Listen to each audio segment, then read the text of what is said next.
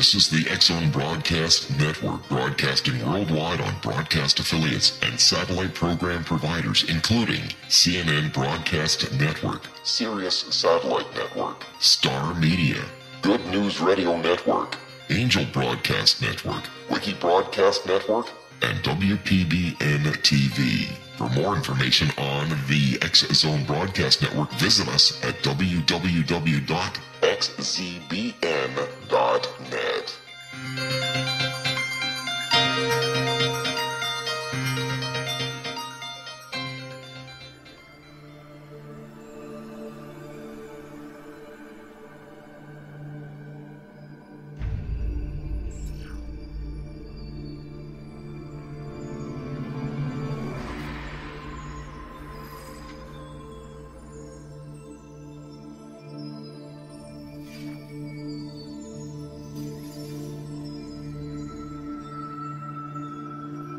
Welcome to the X-Zone, everyone. My name is Rob McConnell, and the X-Zone is a place where people dare to believe and dare to be heard. Our website, www.xzonetv.com, and on all social media sites, X-Zone Radio TV.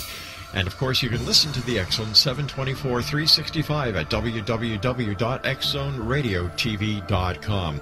Tonight, here in the X-Zone, a gentleman I've had the pleasure of knowing for many years now. In fact, he was one of the very first guests on the X-Zone when we started way back when. His name is Michael Horn. Michael's story is very compelling. Michael has, well, you know what? I'm going to let Michael tell you his story and how he became to be part of this very, very fascinating world of ufology. Joining me now from Flagstaff, Arizona via Skype is Michael Horn. And Michael, welcome back to the X-Zone. Hi, Rob. Thanks for having me back on and for being on your TV show for the first time as well. It's our pleasure, Michael. Michael, tell our listeners a little bit about yourself. Well, I'll give it to you in terms of the Meyer case. I mean, I have a background that is completely many other things. But in 1979, I found the first photo book of the Meyer case in a bookstore in Los Angeles. And I saw that, I looked, and it was authentic. In my opinion, I've never changed my mind in the past almost 36 years. But I've had a lot more to go on in terms of evidence examination, research, investigation, 14 trips to Switzerland, meeting with Meyer every time, filming him, interviewing him, 6, 7 films that I've done totally since 1987 on this.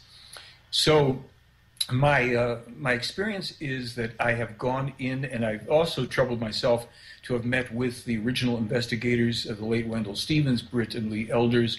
I've shared my stage with the world-class physicist David Froning, who came forward to speak up and say this is authentic. You know, I'm working with scientists who regard this as very authentic. We have a NASA aerospace engineer just come forward, a man who just retired from orbital space systems down in the Tucson area. Both those guys, by the way, are willing to share my stage and say, hey, this is the real deal. And the reason, I mean, I'm jumping fast forward through how did I get involved with this, because what's involved now is extremely important. It pertains, as it always has, to our very threatened future survival. So any and everything that I do now on the Meyer case is basically to try to bring awareness of it to people who can then determine the truth for themselves. Tell me Billy Meyer's story and why you have stayed on this story and worked so hard at proving to people, and there's many skeptics out there, Michael. You're no stranger to skepticism and how devastating the internet and the skepticism and the lack of mentality of certain skeptics are these days. Billy Meyer, what is his story, and why do you, Michael Horn, believe in his story so much? Well, I'll jump only to say, you know, there's things, I don't claim to believe anything. I know certain things, and some things I don't know, including in the Meyer case, of course. Let's put it this way. Meyer himself claims that as a 5-year-old boy in 1942, he was contacted for the first time by an extraterrestrial man named Svath, a Plejaren, a.k.a. Pleiadians. There are no Pleiadians, but that's another story. And that this began his lifelong contacts with the Plejaren people and other races, where he was mentored, tutored, taught by these people and taught them as well. It is claimed in this case, since a lot of people will find the information, that Meyer is the current personality of an extremely ancient spirit, or as they call it, spirit form, meaning that his spirit, his essential being, right, not his personality, is enormously ancient and has played the role of prophet in our world 6 times before as previous personalities, whose names we know for the most part. We can leave that for the moment, but you wanted to know a little about him. Meyer's contacts were for 11 years long with Svath. Then they were picked up when he was about 16 with a woman named Asket, who it said comes from what's called the Dahl universe, an adjoining universe to ours. Then years later, in 1975, he began the first official contacts with the Plejaren with a woman called Semyaze for the purpose of disseminating vast amounts of information to our world in an albeit somewhat oblique way, certainly not landing on the White House lawn or contacting our premiers and prime ministers, although they did authorize a contact to Jimmy Carter in 1979, which our president, he turned it down. Why? Actually, not unexpectedly. The demands that were made in there, some were reasonable, some were such as they could not try to molest the ships, or their representative, who would be Meyer, who would be acting as an intermediary.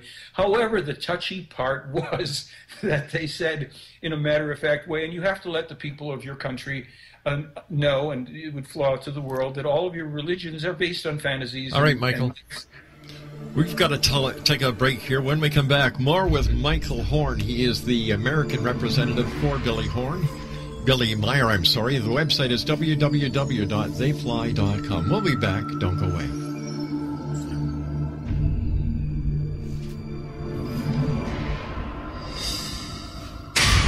One Florida drug dealer made a serious mistake when he dared peddle his poisons on the schoolyard of Robert W. Morgan's preteen daughter. Morgan, a budding film director, tracked him to his hidden Everglades lair where his meth lab mysteriously blew sky high. When Morgan's demands to police to make grammar school playgrounds safer from drugs were ignored, he sought the counsel of CIA operative Frank Sturgis. Again, he was warned to give up what was becoming an obsession. Instead, Robert used his reputation as a filmmaker to infiltrate the mafia by stroking their egos and offering to make films for them offshore so they could import them as foreign product without paying taxes. When they agreed to build him a studio in Panama, Robert called the DEA and FBI and offered to work undercover. In time, their combined efforts revealed how the mob was secretly laundering billions of dollars through the Vatican Bank in Rome before returning to the States as foreign investments. Now read Morgan's story, Citizen Spy, Vatican Cover-Up, The Mob, Money Laundering, and Murder, available at Amazon.com, BN.com, and Borders.com.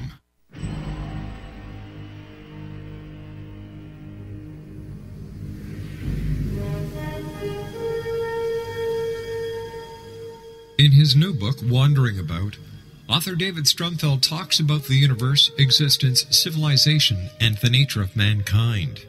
Wandering About is a comprehensive guide that discusses man's everlasting struggle to learn what his place in the universe is and what the true purpose of his existence is all about. By dealing with many forms of science and humanity, Wandering About also serves as an intellectual autobiography, an expedition through author David Strumfeld's mind and his life as a human being.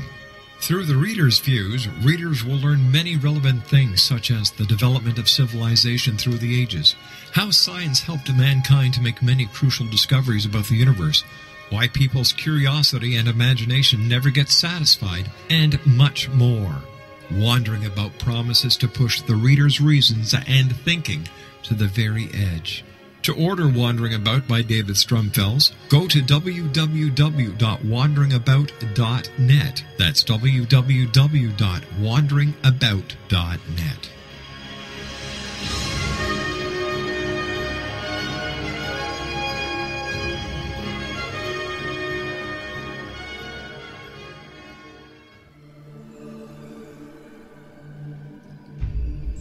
Welcome back to the X Zone, everyone. The question I'm asking you, members of the X Zone Nation around the world, Do you believe in UFOs? Are people from other planets, other galaxies, other dimensions actually coming here to this planet in the year 2015 and making contact? My guest this hour is Michael Horn. He is the American media representative for Billy Meier.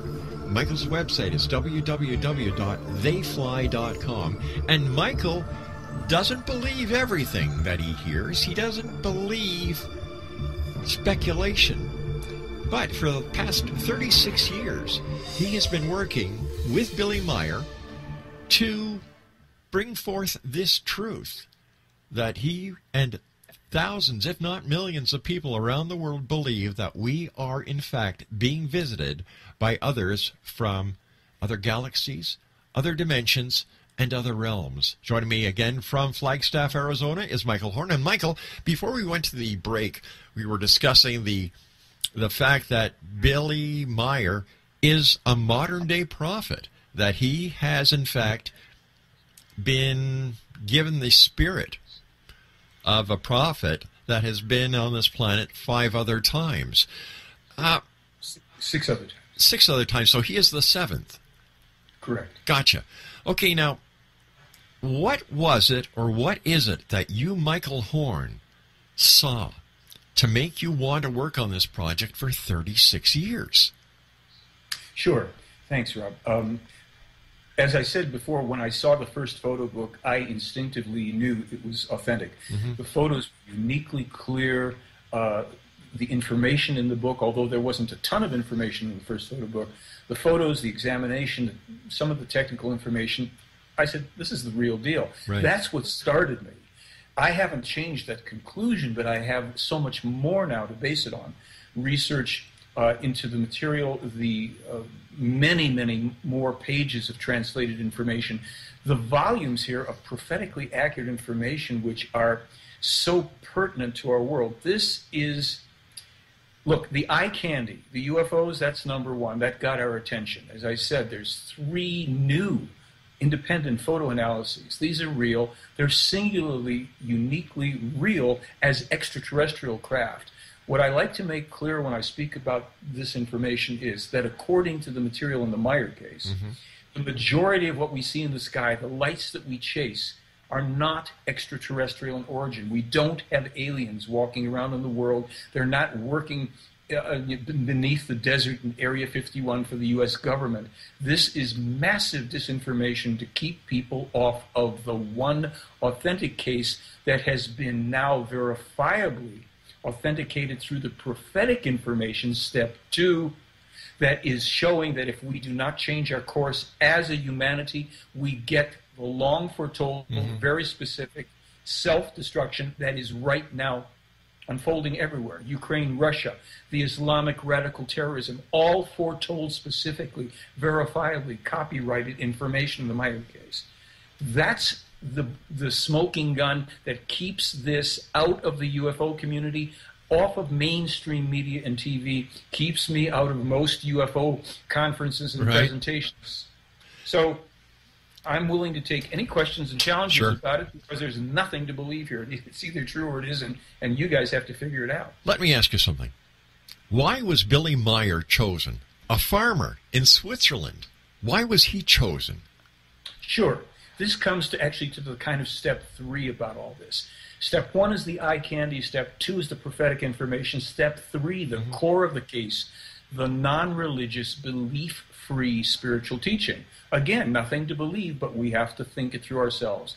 According to this information, reincarnation is a fact of life. It's not a belief. It's not a maybe. It's a fact of life. However, we, the personalities that we know ourselves to be now, mm-hmm. we never come back as the same people.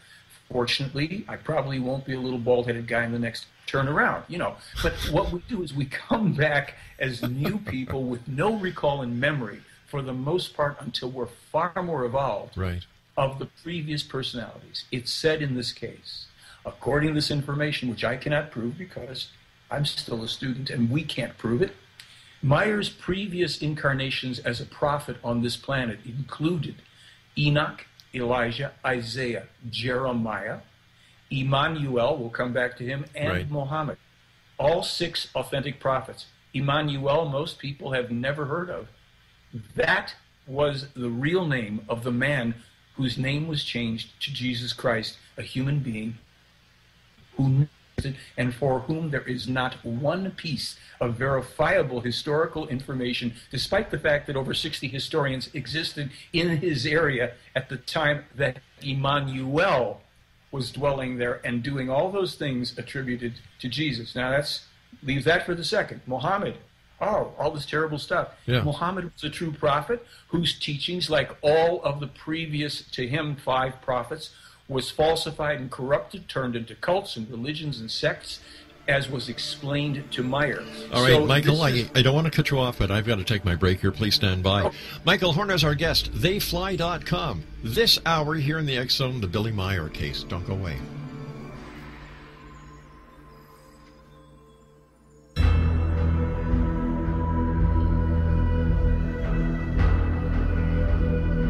The ability to access the knowledge of the universe is much easier for us to access than we may believe. Brad Johnson, conscious matrix communicator, is one of these unique individuals who is able to access a strong connection to the universal mind. Through his connection, Brad has assisted thousands of clients from all over the world through natural intuitive assistance. The intuitive information received is vast, covering a wide range of subjects. Brad's innate ability includes being able to access one's own universal matrix to help them realize their potential to create a life of profound greatness. One-on-one private sessions with Brad Johnson are available to anyone from around the world. Brad is also a proficiently trained psychic, Akashic Records reader, an online spiritual teacher, founder of his own unique and powerful healing system, Body Regeneration Healing, as well as a professional conscious channeler in communication with his own higher self-consciousness known as Adronis. For more information or to book a service appointment with Brad Johnson, visit his website at www.consciousmatrix.com. That's www.consciousmatrix.com.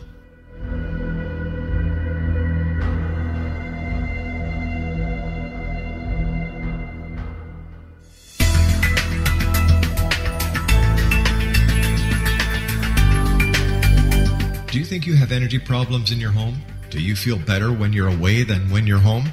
Joey Korn is a global leader in the world of dowsing who specializes in personal energy clearing and space clearing. He can help you create an ideal energy environment in your home no matter where you live in the world. Learn about his remote spiritual house cleaning services and much more at www.dowsers.com. You can get Joey's book, Dowsing, A Path to Enlightenment, as well as other dowsing books and tools, Kabbalah books, and Walter Russell books. Joey's work is really amazing. Go to dowsers.com right now. That's DOWSERS.com or call 1-877-DOWSING. That's 1-877-369-7464.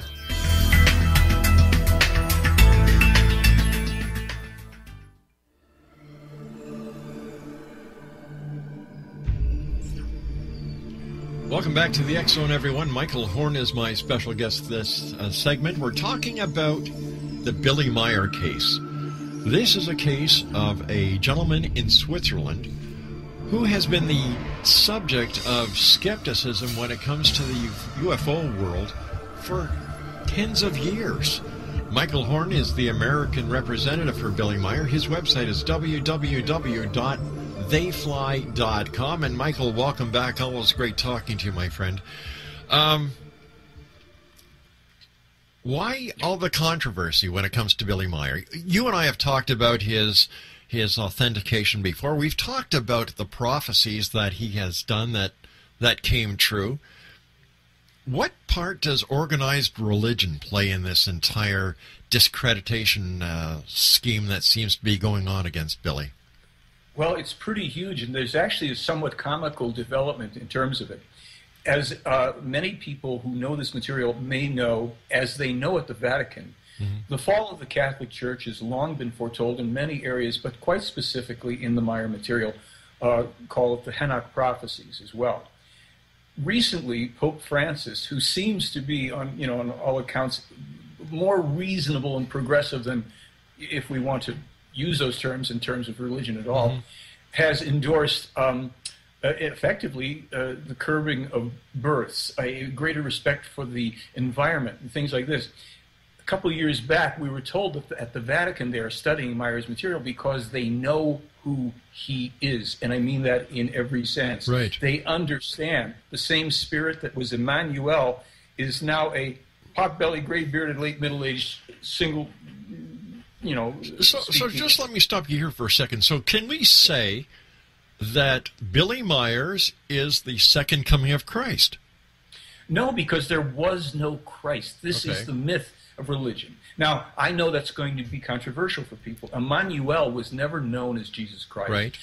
He was crucified, did not die on the cross. All of this, folks, is in the Meyer material, too. You can basically find all this stuff out for free. Okay, Emmanuel survived the crucifixion along with his mother Mary and a number of other disciples, traveled through various countries, Afghanistan and all, thrown out of many because he was preaching the truth at the time, which got changed into religion later. And he ended up in India, where his mother Mary died. He died at the age of about 110. There are tombs for both of them in the Srinagar, India area. Oh my goodness, we never heard about this. So no, he's not the second. He's the seventh and final prophet in that lineage, in the same way that Muhammad was not the second coming either. Right. So the whole religious part of this, it's very incendiary for many people. Sorry, folks. Determine the truth for yourself. But one thing you can do by going in and reading this information for free on the prophecies, you can verifiably now know that Billy Meyer foretold AIDS, the two U.S.-Iraq civil wars that would, the last one led by a president, the son of a, I mean, there's so much to spew out here, and people are going to say, what's this guy talking so darn fast for? Well, I know our time is limited, and if nothing else, hit the keyboard, go to my website, and start delving into this stuff yourself. But as for the skepticism, and let me just address it, the skeptics are done in the water. All of the stuff has now been authenticated, the evidence, the rest of it is up to people to think through. So what's the next step in the natural evolution of Billy Meyer? Where do we go from here, Michael? If he's been so correct on so many prophecies, if he is the seventh prophet, if those UFO pictures are in fact that you say are authentic, where does he go from here? Well, Meyer doesn't have to go anywhere. I mean, it's like he continues. Where does the truth go? Okay, that is up to us. That's up to the people that watch your show, that hear these presentations, that will go and say, well, I'm not so sure about that, and I'm going to check it out. If we get enough people worldwide now hitting their keyboards to check it out, that will make a quantum shift in humanity. Otherwise, here's where we go. We go down the road of the fulfillment of the Enoch prophecies, which is world war, complete destruction. Our countries, Canada and the U.S., this has been written for a long time, and it's being fulfilled. It was said as early as 87, Russia will attack the U.S. after going into Scandinavia, after going into other parts of the Middle East, and it will come across through Alaska and Canada and involve Canada based on certain involvements that happened with Canada and Russia. That's written in 87. Those involvements, my friend, Georgia, with Russia's endorsing things with Georgia, Canada contending mineral rights in the Arctic Circle, all of this foretold by Meyer. We have it on film before it happened. So it's not about, doom and gloom. It's about, do we want to find out what these people, these extraterrestrial humans who cannot come down and interact with us, and none of them are, have said to this man what he is saying to us, what he knows as a prophet in his own right? Do we want to have finally the wit and the wisdom to prevent what otherwise will take us 800 years to come out of? Hold that thought. Michael Horn is our guest. www.theyfly.com. We're talking about the Billy Meyer case. Fact, fiction, you be the judge. Send me your email, exxon@exxonradiotv.com. We'll be back on the other side of this break. Don't go away.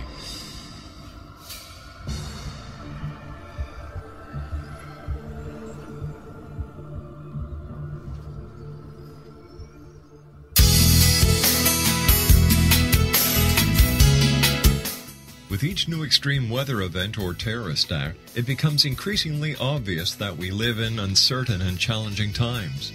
We all buy car insurance. Why not collapse and catastrophe insurance?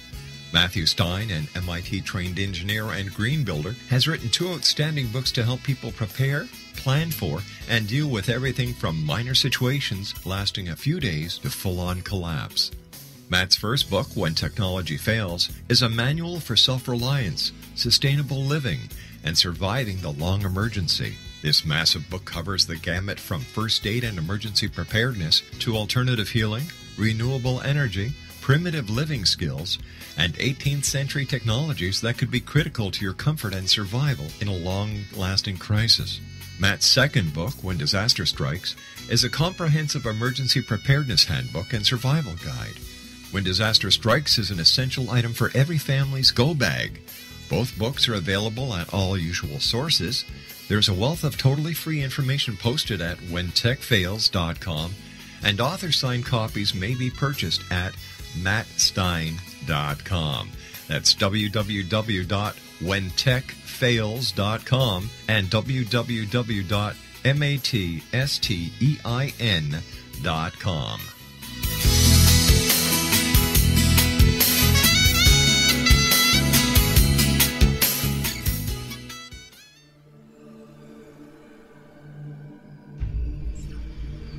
Exonation Michael Horn is my special guest. He is the American media representative for Billy Meier. This has been a case that has been under more microscopes than a strain of measles has lately. But I'll tell you something, people are asking questions. They're comparing notes. They're going to www.theyfly.com, going back into Michael's website and verifying the information for themselves. And you can do the same thing just by going to www.theyfly.com. Michael Horn is joining us by Skype, and he's in Flagstaff, Arizona. Michael, first of all, thanks so much for coming on the show. It's always great talking to you. We've got about 5 minutes left, Michael. What is the message that you, Michael Horn, the American representative for Billy Horn, would like to get across to our worldwide watchers? Sure, Billy Meier. Rob, my pleasure. Thanks for having me on here. I'm going to take it from the core backwards. All right. The core of this. This is a spiritual teaching. Now, that can provoke a lot of associations. It's not about angels, saints, gods, saviors, and the rest of it. It means that this is information, material, a teaching, something one can, if they choose to, research and study, that is said to have been the most ancient universal information about human beings, what we are, how we function, what our evolutionary path is, cosmically, what our consciousness-related development is. We are going through extremely difficult times. In a sense, we're at the beginning of them. If we don't divert this and make a positive course correction, we're going to call this the beginning of 800 years of bad times. We don't have to go through that. We have to understand that this universe, everything works according to the law of cause and effect. Right. The might of the thoughts. What Meier says is that it is through learning how to think, not believe. Don't believe in the Meier case or anything else. How to think, to see things exactly as they are, so that we can then formulate our thoughts to create what we prefer and to stop making thoughts and putting out feelings and actions that bring us what we don't want. Very specific information, how to turn around this terrorism that is otherwise going to put our world back into the dark ages. This is not some little flash in the pan. This IS already has over 100,000 soldiers. They are funded very heavily, not only from millions they've stolen, but from the royal family in Qatar. This is the type of information. Suddenly we jump from the spiritual teaching to the very nuts and bolts of our survival in this world. This is why you will not hear this in the majority of radio shows. Thank you, Rob, for bringing this to light, letting me have it. And you won't hear it in the majority of UFO presentations. And if you go online and so-called UFO experts talk, they don't speak about this. They chase dead-end Roswell things and lights in the sky because this is the powerful deal. I do my work voluntarily. on this case. I love it if somebody buys a film that I paid to produce or brings me to speak somewhere. But this is freely available to you, to us, if we don't grasp this and at least do our own due diligence and learn how to think and put all this entertainment on every level in our world aside.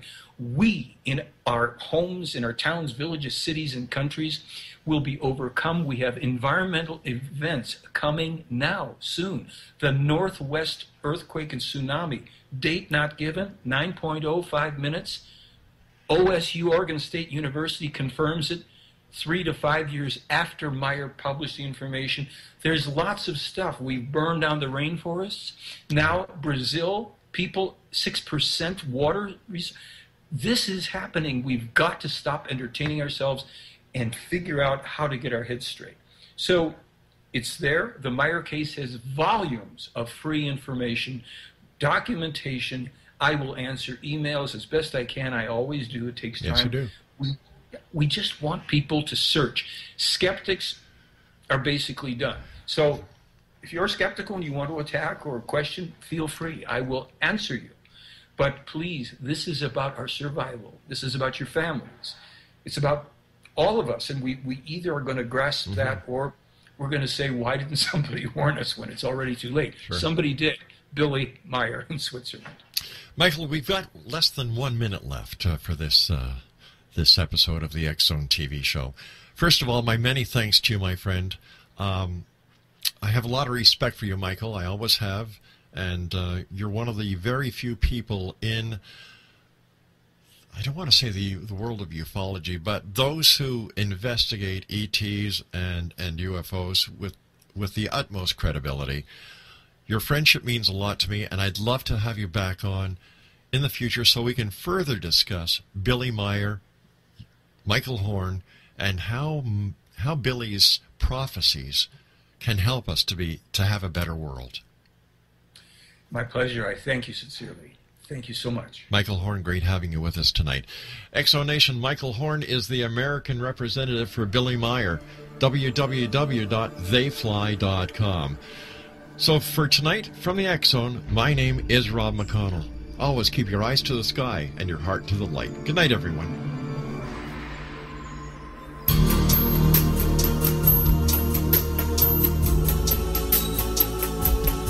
Unwilling to be the government's deadly assassin, gifted psychic Kahara Mitchell went AWOL and ended up buried under rubble in the wake of a great tsunami. She regained consciousness far from Earth on the medical ship of a Daguerreonian intergalactic fleet. Has she been rescued or abducted by aliens? The Chalice of Carrie, Kahira O'Donnell's latest paranormal science fiction romance, is the passionate story of an Earth woman and her destined mates, twin kings from another galaxy.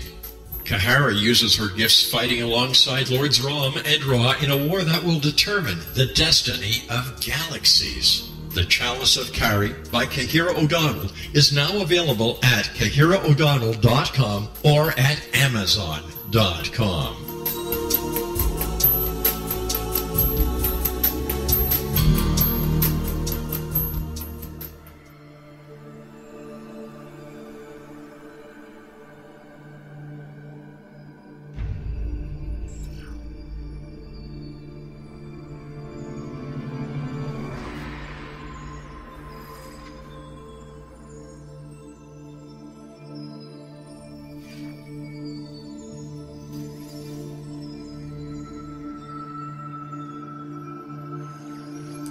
Welcome to another edition of the X-Zone. My name is Rob McConnell, and I'm your host and your guide as together we cross the time-space continuum to this place that I call the X-Zone. It's a place where people dare to believe and dare to be heard. It's a place where fact is fiction and fiction is reality. And joining me this hour from Mission Hills in California is Jose Escamilla. Anyone within the UFO community, anyone who's ever looked at UFOs, anyone who's ever had an interest in UFOs knows Jose Escamilla. I first met Jose years ago during the X-Zone radio show when we were talking about the Roswell rods. Over the years, Jose and I have kept in communication. He's done up-to-date 12 documentaries. He's working on his newest venture. But let's go to Jose in Mission Hills, California. Jose joins us by Skype. And Jose, welcome to the X-Zone again. Well, hello there, Rob. It's good to talk to you again. Good talking to you too, my friend. For those people in the X-Zone TV audience who have never heard of you or who aren't too sure who you are, tell us a little bit about yourself. Okay, well, first of all, I was raised in Roswell, New Mexico. I'm from Roswell, the epicenter of UFOs. Right. Where the Roswell crash happened. And I got known in this area because I filmed 16 minutes on March 5th, 1994, 16 minutes of broad daylight UFO activity. And it turns out that the activity continued, daily basis there. On March 19th, I was filming for UFOs, and there were these things that were flying about that looked like snakes, snakes flying in the air. And as we came to find out, we named them rods because they look like this bacteria that exist in a microscopic area that are called rods. Right? So these things, we don't know what they are. They still exist. They're being filmed all over the world. And it's been a phenomenon that's amazing. They are so fast. You can see them with the naked eye, but they are so fast they are hardly detectable. But they are there. I remember one of the video clips you sent me many years ago showed a tank firing off a round, and the Roswell rod was faster than the round exiting the tank's cannon. You also sent me video of the Roswell rods in a cave, and it is truly amazing. And in your opinion, after investigating these rods, these phenomenon for so many years, are these rods part of the UFO phenomenon? They are. And they are an unidentified flying object. They are a UFO, a type of UFO. However, these things, they appear to be living entities of some kind. They appear to be some kind of an organism. However, we have footage of them in space, coming in and out of Earth from shuttle footage. Right. And recently we got footage of rods on Mars. Rods on Mars. Rods on Mars. And I don't make this stuff up, Rob. No, I know you. I've known you long enough to know that you don't. Yeah, I always present the evidence as it presents itself. And for many, many years, I've had network television shows such as Monster Quest and NBC that have tried to debunk me and saying I'm just faking the stuff. They're just insects being filmed by cameras and creating anomalies and types, this type of thing. Right. But recently, between last year and now, because of the advent of the GoPro cameras and also of the high-speed cameras, the Red Cam, which is the best, the highest resolution camera in the world, we now have rod footage shot at 24p, which means those are 24 true frames. There's no interlacing that would cause any kind of artifact. And high speed, 200 to 2,000 frames per second. Wow. You can stop a bullet with this camera, okay? Right.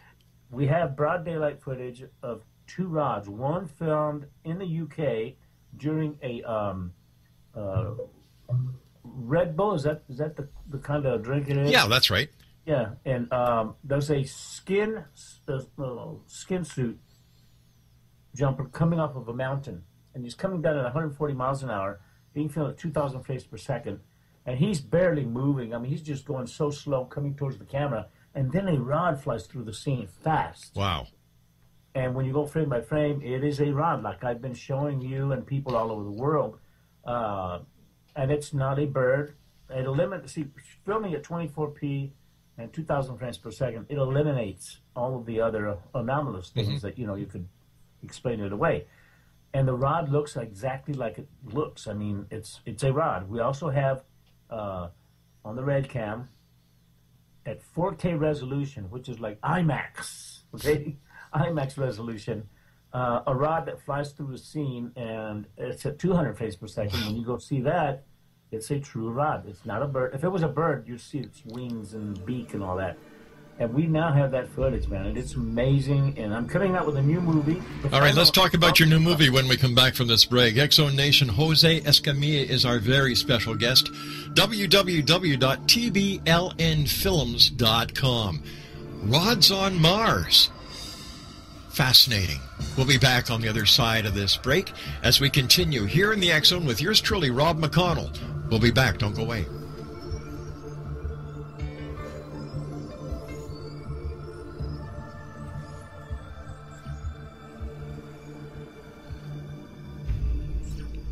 Here we are in the year 2015. We haven't put a human being, a living being, on Mars. We're just contemplating the very first voyages, manned voyages to that planet as we speak.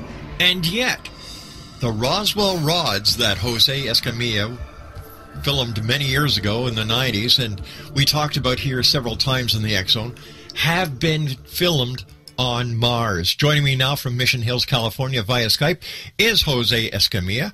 And Jose, what was it like when you saw that your rods were actually on Mars?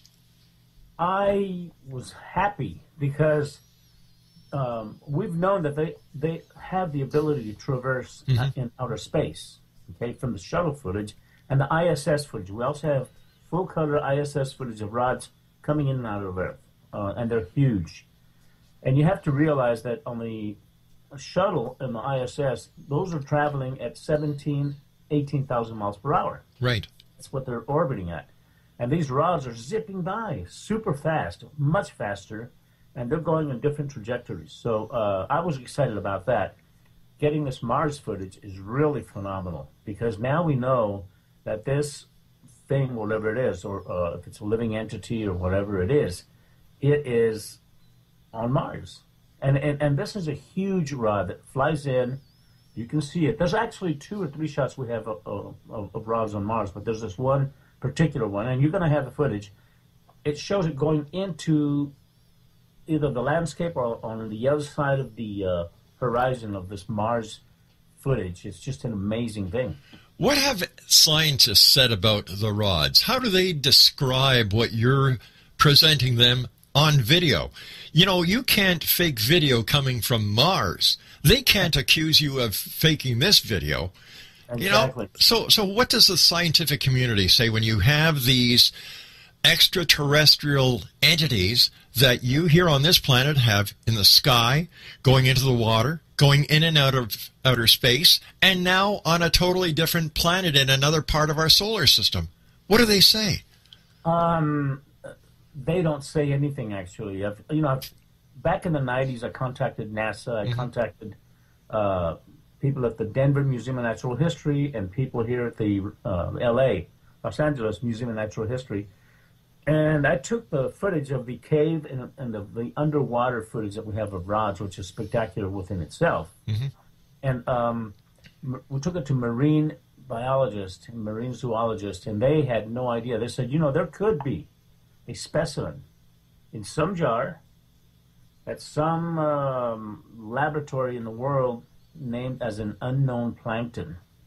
Unknown plankton. Unknown jelly plankton. It could be. They have millions of specimens underwater that are totally unnamed.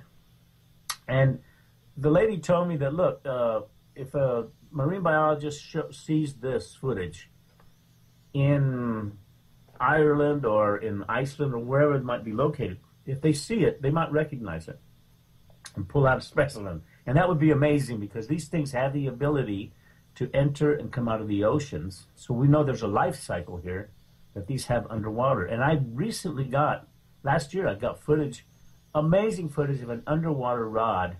It's right there. You're going to have all this footage. I'm sending it to you. Plus, I have scientists that have looked at rods over the years. They just don't know what they are. Their thing is, look, if we get a specimen, we'll be able to determine what its metabolism is and how what it eats and what have you. But until we get a specimen, we can't really classify it as a, earthly living biological creature, what we know of. And here we just found out that scientists in Australia have found a new species of a sea dragon. And this is the first time in 150 years that they've actually discovered this species that, for all intents and purposes, has been living right under their noses.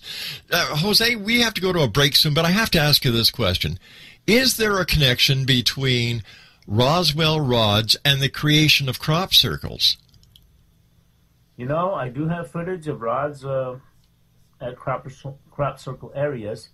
There's this lady that I'll tell you about it on the next break. But yeah, we do have footage of them. We just don't know if they create them. I mean, you know. Right. And is it possible? Now, this is a far stretch, but talking to you, I know I'm allowed to take this latitude. Is it possible that the rod or the staff that Moses was holding in biblical times that was giving him the authority or the power to do all these miracles he did prior to the Egyptians allowing them to leave Egypt, could this have been part of a Roswell rod? Yes, I don't think so, Rob, because rods are forever moving about. Ah, okay. And I don't think that. I know that it's mentioned in the Bible of the rod and everything else, but it's not. I don't think it was. I just thought I'd ask you since you are the rod expert. X-Zone Nation, Jose Escamilla is my special guest.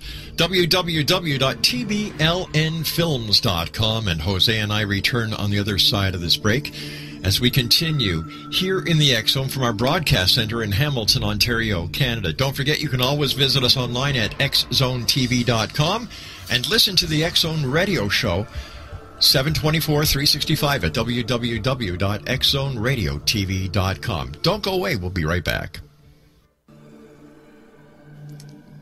And welcome back, everyone. My name is Rob McConnell. This is X-Zone TV, www.xzonetv.com. My guest this hour, all the way from Mission Hills, California, originally from Roswell, New Mexico, is Jose Escamilla. His website is www.tblnfilms.com. Am I correct there, Jose? That's right. Jose, let's just talk about Roswell for a second, since you're from there, and I'm sure that you yourself, as one of the leading UFO researchers, have researched this story in and out. In your opinion, based on your expertise, what happened at Roswell, New Mexico? There were two crashes, actually. There's two locations. The ranch where the first UFO hit was brought down, and then there was another area at Pine Ridge, which is about 6 miles northeast of Roswell. There was also a UFO crash there. And in the 60s, I had a rock and roll band. I was about 15, 16 years old, and we were a pretty successful rock and roll band. I'm sending you that photo of me when I was that age. We had a band called the Ye Court Jesters, and we were touring with bands like the Turtles, the Grassroots. Really? Wow. Like Tina Turner. We opened for all these groups, Dick Clark Show, Paul Revere and the Raiders, Steve Alemo, all this. And we were tooling around, and we saw UFOs. I mean, we used to see UFOs in broad daylight, but, in those days, we were just rock and rolling, and messing with chicks. So it was like real crazy. But we had a major UFO encounter coming out of Carlsbad, New Mexico, where this UFO flew right over us. It flew right over us. It flew so low that I jumped up and tried to touch the bottom of it. That's how big and low it was. And I've got this in my new book. I have a new book out that's available at TBLN Films. And Roswell, I grew up talking to the Wilmots. The Wilmots were the people that were sitting on their front porch and actually saw that UFO as it zipped by over Roswell. And they saw the explosion and everything else. And the Wilmots owned a toy store there in downtown Roswell. It was called Wilmot's House of Toys. And my dad used to take me there all the time because my dad had an outdoor theater at Midway where all the ranchers would come out and see movies on the screen. We had two projectors. We used to rent movies from a company called Black Hawk Films. And that's where I fell in love with films, filmmaking and projectors and this kind of thing. And the Wilmots appeared on their own TV commercial that we produced. My dad showed me how to make a TV commercial. First you shoot the outside, then you go inside and pan around, and then you get the owners to stand there with their phone number on a cardboard thing, and that's what it was in those days. It was all shot in 16mm film that we developed there at Midway. So I've been into the film aspect and also the UFO aspect over Roswell. Mm-hmm. Chief Hall, who was the sheriff and the chief of police in those days, that the military said, if you say anything, you're going to wind up in the desert, okay? Wow. You will never be seen again. Well, he was after me. He was wanting to put me in jail because I was a rock and roller and I was dating his daughter. Oh, well, I think that had a lot to do with it. So, that's kind of my story in Roswell. I knew about the UFO crash. My dad told me about it. Our neighbors there at Midway, there were some people that saw the crash, some people that were out there with the archaeologists. And so I knew about it. And in the town of Roswell, you'll be surprised, even though they have the Roswell Museum and everything, other people that witnessed the event or that know about it or that were at the air base, that worked there and everything else, they don't say a word, Rob. They're not, how do you say it? They're not gloating about how famous the Roswell thing is. If that's for me, I'm not here. Yeah, sorry about that. I forgot no problem. But they don't talk about it, actually. Or any restaurant where there's a group of people from Roswell or ranchers or what have you having breakfast, they will not say a word. Really? Yeah, they're not into going in that direction. So it's an incredible place. Roswell, there are UFOs still visiting Roswell and Midway daily. Daily? Yeah, it's just that people are not paying attention or checking it out, not wanting to get involved. But yeah, there's a lot of activity there. And I'm going to go back there.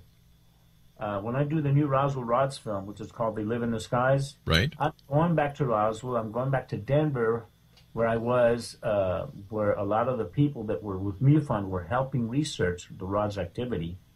Michael Curta, for one, he was a state director of MUFON back in those days, back in the 90s. James Peters, Galen Sharp, Ty Simpson. There's a lot of people there that I want to be in the original. These are the original Rod men. Right. And Rod women. I'm the Rod man. And they're the Rod people. They're the Rods people, man. So you're like Rotting Hood and they're your merry men. There you go. All right, stand by. Jose Escamilla is my special guest, Exonation, tblnfilms.com. And when we come back, more with Jose, the Roswell Rods, UFOs, and what is really on the moon. My name is Rob McConnell. This is X-Zone TV. We'll be back after this break.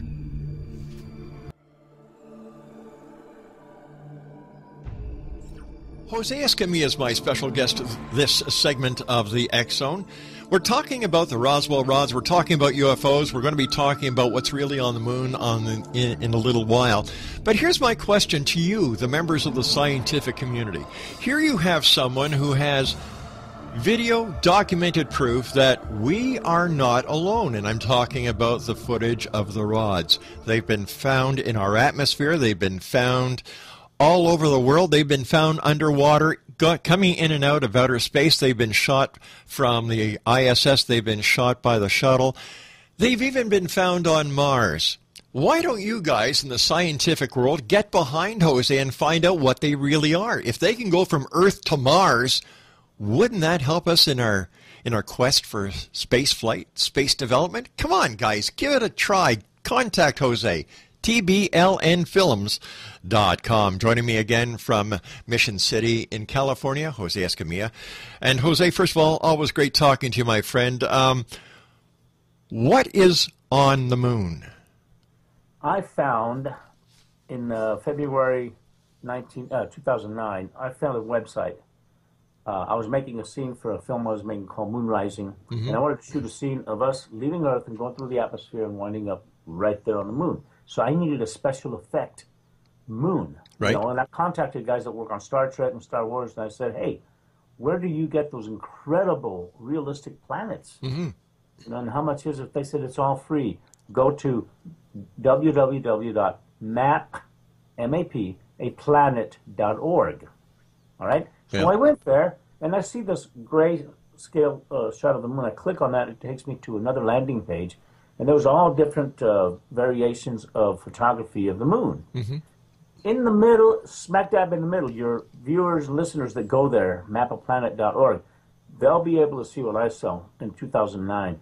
There was a thing that said natural color. And I go, hey, what's this? So I clicked on it, took me to another landing page, and there is a flat, laid out map of the whole moon that when you wrap it around a sphere in a CGI computer program, it'll be a moon. It'll be the whole surface of the moon. But it's full color. And I started looking at this, and from that day on, it changed my perspective on the way we look at the moon. It totally changed my perspective. Because up until that time, I thought the moon was a black and white, gray piece of rock that orbits the Earth. Well, that's the way NASA depicts it. Oh, and the Chinese, yeah, the Japanese, and everyone else. But it's a full-color celestial body. I have a movie on my website called Celestial, which I'm sending to you. Mm-hmm. And in it, see, the thing about full color is you have depth of perception. Right. You are able to see stuff. The black and white photos from Apollo that show white stuff that looks like moon dust, right, those are clouds. They're clouds in full color. All right? So it's an incredible find, and it was not a NASA website. Mapofplanet.org is the USGS website, the United States Geological Survey.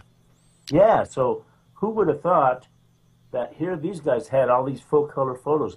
Now, the full-color photography was taken in 1994 during the Clementine moon mission. It was high-definition, full-color photography of the whole entire moon, and 1.8 million digital photos were taken. I've only downloaded 850 shots out of 1.8 million. I still haven't seen that archive. And so what is there? What is there on the moon? Are there buildings? Yes, you can clearly see buildings. You can see mountains made of gold. Mountains made of gold. There's a golden arch that's stretching about 5 or 6 miles above the surface, but it goes from the surface of the moon like that. It's gold, solid gold, man. Or maybe that's just half of a McDonald's golden arches. McDonald's on the moon. Not like McDonald's, but it's a it's a semicircle. Right. There's also cities there. I have in the movie Celestial, you'll see cities, what look like cities and buildings. There are glass domes with buildings inside. There's one glass dome. Doppelmayr is the name of the crater. That's the lower part of the front side of the moon. In it, you can see buildings and a tower that has the number 2 on it. You can clearly see that. All right? And I have stuff on the far side of the moon. Right. There's a crater called Lobachevsky that for many of the Apollo missions since the beginning, they've always filmed this crater. I don't know why, but in April of 1972, Apollo 16, the photograph was taken, and there's a machine there, some kind of strange-looking thing, that's digging on the side of the crater, digging a hole, okay? And this crater is 6 miles deep. This thing was digging. 8 months later, on Apollo 17, which was the last mission, we went to the moon, December 1972, they filmed the same crater, and guess what? Now there's a structure there. A giant structure that's 10 miles wide and 6 miles high. So someone or something built the structure in 8 months. Jose, you and I have got to say so long for now, but you're going to be back in the very near future. We have to get this story out there. There's no two ways about it. I want to thank you for all the great work you've done over the years. It's a pleasure calling you my friend. And Exo Nation, to find out more about Jose Escamilla, go to his website, tblnfilms.com. My name is Rob McConnell. Thank you very much for joining us tonight here in the X Zone. And until the next time, always keep your eyes to the sky and your heart to the light. Good night, everyone.